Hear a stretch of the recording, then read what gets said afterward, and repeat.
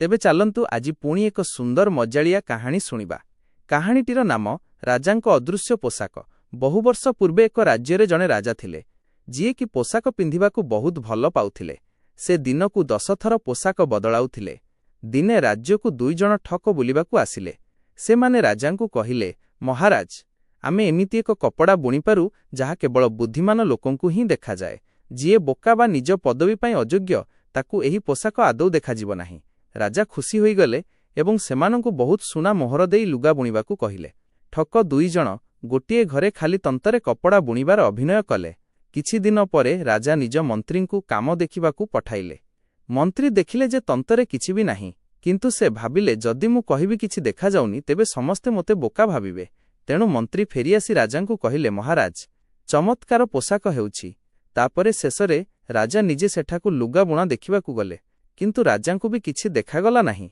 किंतु से निजकू बोका प्रमाणित करिबाकू चाहुनथिले। से मध्य कहिले, ओहो कि सुंदर कारुकार्य। ठकमाने खाली हातरे राजांकू पोशाक पिंधाइबार अभिनय कले। राजा बिना पोशाकरे थाई मध्य भाबुथांती से एक देव दुर्लभ पोशाक पिंधिछंती।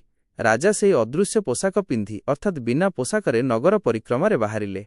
प्रजा माने मध्य बोका बोलाइबा भୟରେ कहुथांती, बाहा, राजांक पोशाक कि सुंदर।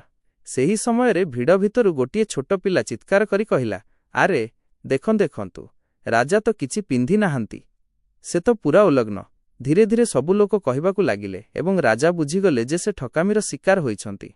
से लज्जित हेले, किंतु सेही दिनठारु से बाह्य चमक अपेक्षा गुणकू गुरुत्व देले।